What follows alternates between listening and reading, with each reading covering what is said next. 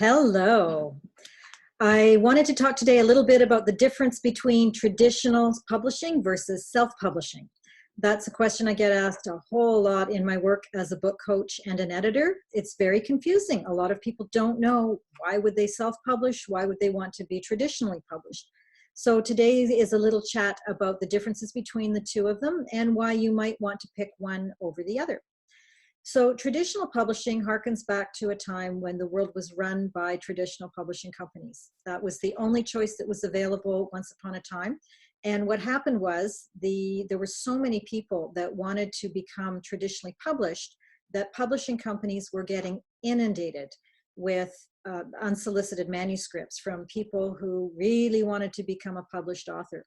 Some of those manuscripts were pretty good and some of them were not all that great. And so the publishing companies ended up spending a whole pile of time investing in reading and reviewing all of these unsolicited manuscripts. It was very time consuming and it was not a profitable way for them to spend their time. So much time was being spent reviewing manuscripts that they weren't getting on with the really important business of finding the great manuscripts and publishing them. So along came this idea of a writer's agent. Now, agents are what we have today to deal with, and an agent is someone who an author will pay a commission to in order to for that agent to find a publishing company who will publish the writer's manuscript. It's still highly competitive. An awful lot of people want to be published authors, and so the agents now are having to wade through hundreds of unsolicited manuscripts every year in the hopes of finding the handful of manuscripts that are really, really great and that the agent can then take along to publishing companies and shop it around and find a commitment from a publishing company to publish that book, that manuscript as a book. So it's a really confusing field in a lot of ways, but it's highly competitive. And the agents themselves have become extremely choosy about who they'll take on as a client and who they feel they can then win a profitable contract for, because the agent takes a percentage of the author's earnings, whether it's through a contract or an advance or whatever the situation may be. So becoming a traditionally published author is really challenging. And it's highly competitive. And the people who do finally get a traditional publishing contract tend to be really highly regarded in the writing world, because that means that they're really good at what they do. They've written a really good book, typically, and they're really good writers. Either that or they've invested very heavily in the editing of that book before they even approached an agent to try and convince that agent to take them on and get them a publishing contract. What I've heard is that it takes on average about 4 years for someone to become traditionally published if they're going to get a traditional contract. So it's not the right answer for somebody who wants a quick turnaround on their book.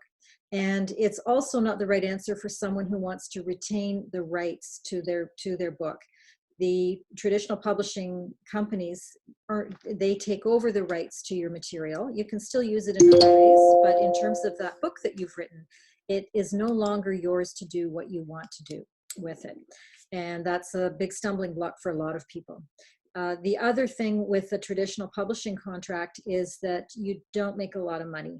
Typically, you might end up with a reasonable advance, but you might end up with an advance of just a few $1,000s. An advance means that the publishing company will pay you a lump sum of money up front, which you have to earn back through book sales. At the rate of, in my case, I'm a traditionally published author, and I get $2 for every book that is sold through a bookstore or through Amazon. So it's not going to make me rich really quickly. However, I do have the advantage of being known as a traditionally published author, which says a lot about my writing and the quality of the book that I put out as an author.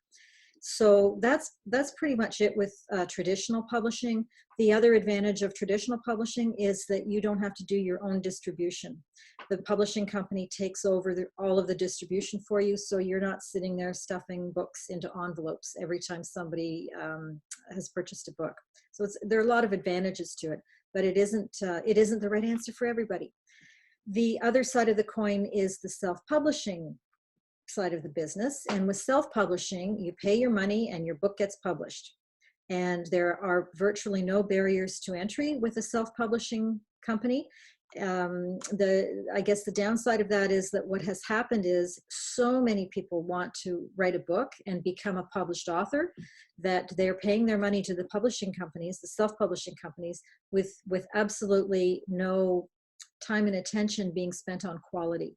And so there are some people in the writing world that I inhabit that kind of sniff a little bit at a self-publishing book, a self-published book, because so many schlocky books are out there that haven't been edited properly. They haven't been well thought out.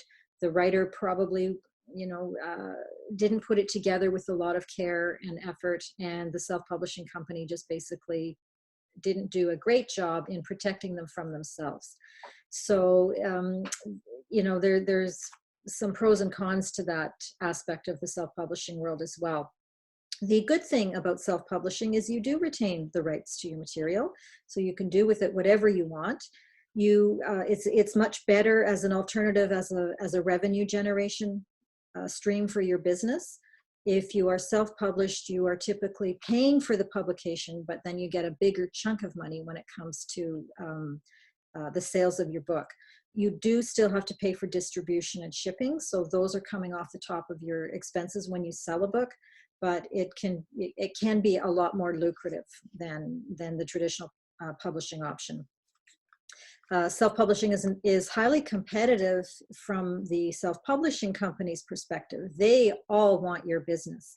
And one thing that I found with my clients, my editing and book coaching clients, is that the self-publishing companies are not all universally protective of their clients. And so what you end up with are a vast range of packages that are made available to you.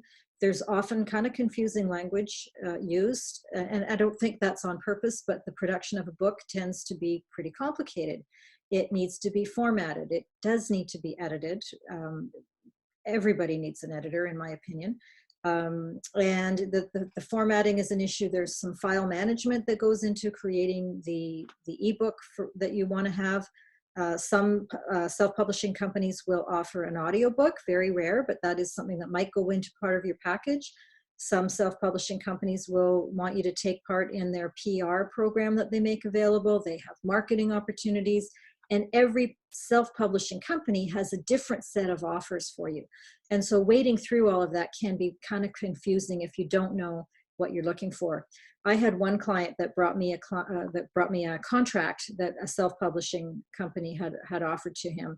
And when I looked through all the fine print, I think it was about $20,000 they were asking him to spend to produce his book. And that included 5 copies of his book. So all the rest of that money went into different bells and whistles that when you got right down to it, my client didn't need and wasn't going to be able to take advantage of. And it also was not going to help him become a more respected author in his field.